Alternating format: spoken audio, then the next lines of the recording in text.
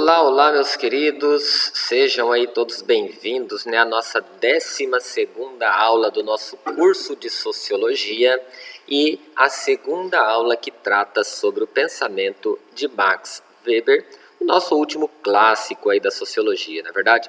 Lembrando aí que o nosso curso tem como objetivo principal a preparação para os temas que em geral são abordados no Enem, mas também focando aí em outros vestibulares particulares que possivelmente vocês farão ao longo dessa jornada aí de estudos, não é verdade? Não esqueçam, pessoal, de dar aquela força pra gente, sabe? De dar aquele like lá no final da aula ou já no início, E se ainda não segue o canal, continue e clique aí em seguir para você receber sempre as notificações dos próximos vídeos. Bom, gente, seguindo aqui o nosso raciocínio, na aula passada nós falávamos sobre a sociologia compreensiva de Émile Durkheim e agora nós estamos falando aí sobre como Durkheim olha para a sociedade moderna, ou seja, é uma relação aqui entre elementos de história com elementos de sociologia, para entender pelo menos o básico sobre como essa modernidade se constrói, não é verdade? E aí, para a gente começar, pessoal, nós vamos analisar aqui algumas das principais características da sociedade.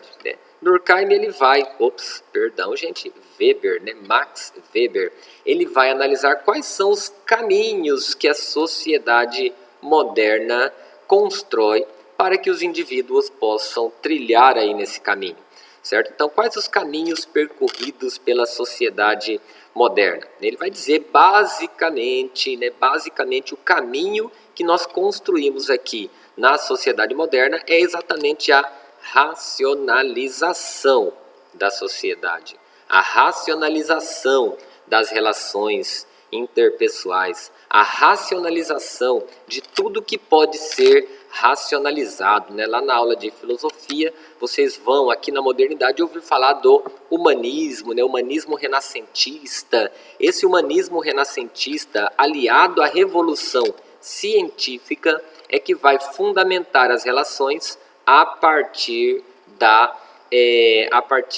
racionalidade. Então, esse processo de racionalização das dimensões sociais. E quais são essas dimensões sociais, pessoal?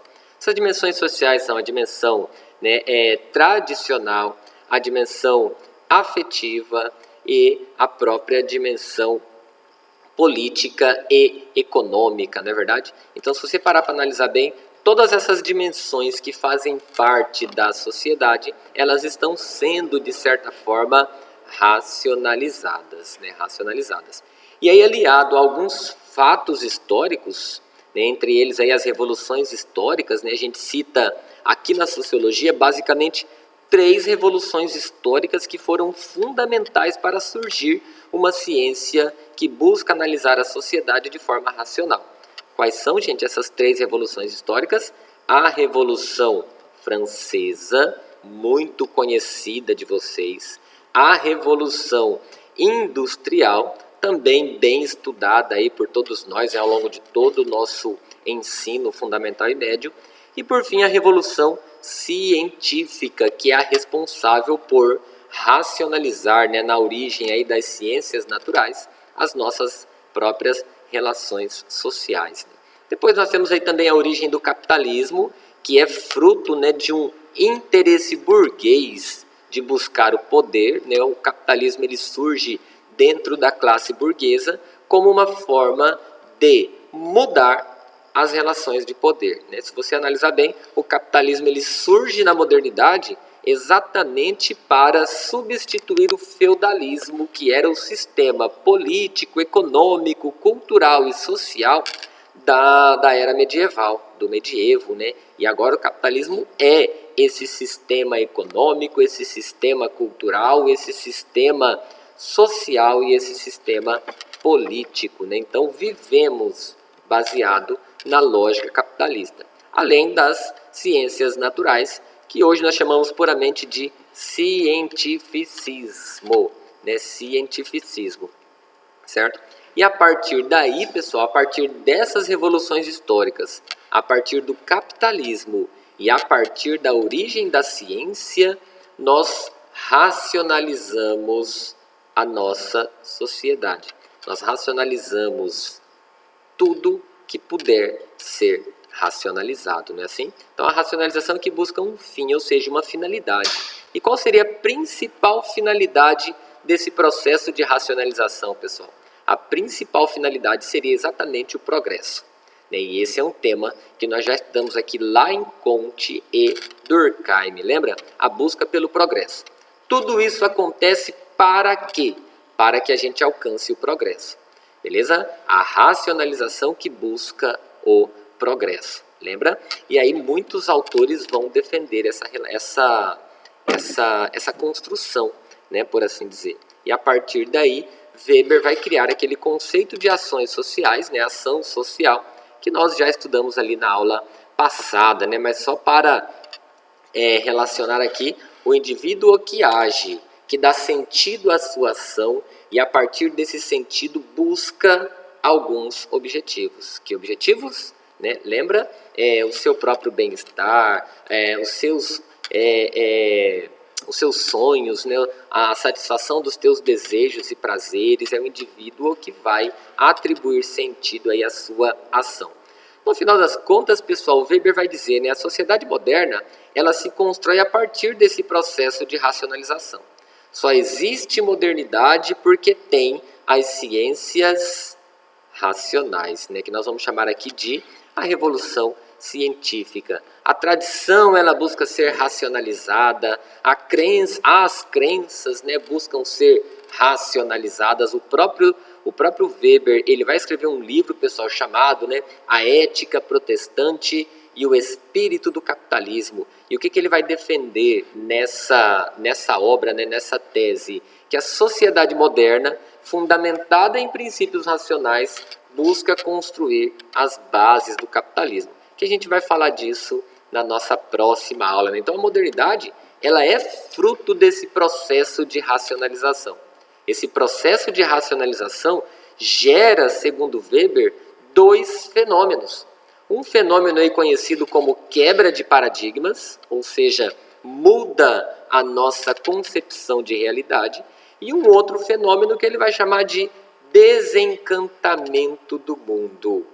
Desencantamento do mundo. Por quê, pessoal? Porque não há mais aquele encanto, quer dizer, aquela relação fantasiosa, né? Aqueles carismas afetivos que nos conduzem a agir socialmente, moralmente e por aí vai, certo? Ou seja, nós olhamos para a realidade de forma puramente racional. Buscamos, por meio da ciência, explicar essa realidade que nós estamos inseridos. E aí vem essa provocação, nessa ideia, o pensamento tradicional foi progressivamente abandonado, ou seja, substituído, olha a quebra de paradigmas, substituído pela racionalização. E fruto dessa racionalização, nós temos hoje as tecnologias. E aí temos aqui uma charge para analisarmos como nos relacionamos com essa tecnologia. Muita gente acredita, pessoal, muita gente acha que a ciência, por meio das invenções tecnológicas, está nos substituindo, né? Ou seja, as máquinas estão substituindo os homens, né? O que é, pelo menos para a sociologia aqui, um equívoco. A máquina ela não substitui o homem, mas ela troca, ela muda os postos de trabalho. Por exemplo, existia uma profissão no passado chamado copista. Quem é o copista? O copista é aquele que copia. Você quer um livro, você vai lá e manda ele copiar. Ou seja, com a imprensa, né, de Gutenberg, o copista deixa de existir. Porque com a imprensa surge, inclusive, né, ao longo de um processo evolutivo, busca pelo progresso, surge a impressora. A impressora.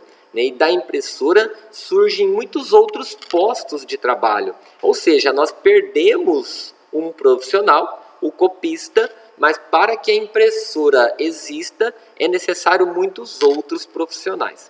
Mas nós ainda temos aquela mentalidade de que a máquina substitui o homem, né? E aí veio essa charge, ó. Perdi meu emprego para uma máquina, para um robô. Aí o robô está lá triste também, né? E eu fui trocado por um modelo com alguns megabytes a mais. Na verdade, é um processo que cabe uma reflexão, não é verdade? Bom, gente, assim se constrói a sociedade moderna segundo o próprio Weber, certo? Vamos analisar aqui então um exercício para ver como que nós percebemos isso na nossa realidade. Acompanha comigo. Assinale a alternativa correta. Para Weber, a racionalização da vida moderna tem relação direta com o estilo de vida oriental. Oriental, pessoal, seja para por aqui, não é verdade? Seja para por aqui. Ó. Esse aqui nós já temos aqui um erro de raciocínio, né?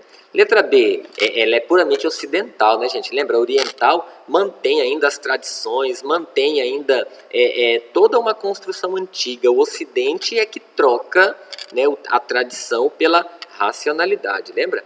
Só foi possível ao capitalismo tornar-se a força mais decisiva na vida humana por ter surgido num contexto, pouco racionalizado. Lembra? É exatamente o contrário, né? Extremamente racionalizado. Portanto, a opção também está incorreta, não é verdade? A defesa da objetividade em Weber, ou seja, a objetividade, né, como a sociedade é vista de forma objetiva, de forma igual por todos, né, decorre da sua concepção de que a realidade empírica, que é uma realidade empírica, pessoal, é uma realidade que fundamenta os teus conceitos e as tuas convicções nas experiências práticas. Né? Empirismo vem de experiência prática. É na sua plenitude inesgotável e infinita, ou seja, as experiências acontecem aos montes, dependendo dos interesses de cada indivíduo, né? O que implica problematizar qualquer observação. Não encontramos nada de errado aqui, né, a partir do conceito de modernidade analisado por Weber, né? Então, aparentemente, ela está correta. Vamos ver as demais.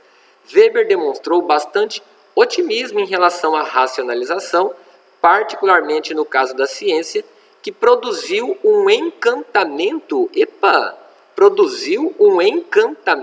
pessoal, né? Ou seja, a ciência produziu esse encantamento, pelo contrário, né? Desencantamento foi o que nós falamos na aula, não é verdade? Então, negativo está incorreta. Depois, com o reencantamento, ou seja, com um novo encantamento, pode esquecer, nem precisa continuar a leitura, certo? Portanto, então, qual seria aqui a resposta correta? A resposta C, né, que é o que nós já tínhamos analisado aí já no início. Bom, meus queridos, aqui nós temos uma forma como Weber encara a formação da sociedade moderna aqui no século XIX, né, onde ele está, e século XX, onde ele escreve aí as suas obras. Bom, meus queridos, forte abraço, fiquem na paz e até a nossa próxima aula. Tchau, tchau.